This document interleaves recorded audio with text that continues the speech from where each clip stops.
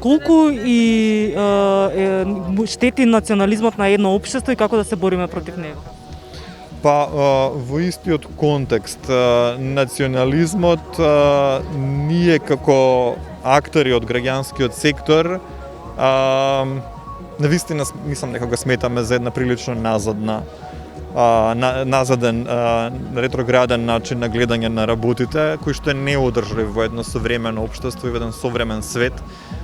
Има премногу други суштински работи, проблеми меѓу луѓето во светот, во општеството, кои што го чинат квалитетот на живот на луѓето и мирот, стабилноста и така натаму, за да се уште се бавиме со национализми. За жал, реалноста е таа дека мораме да се справуваме со таквите пројави, меѓутоа не знам, се надевам дека целиот овој активен граѓански сектор, активно работејќи на конкретни други прашања, придонесува да се неутрализира тој притисок на национализмот што го чувствуваме.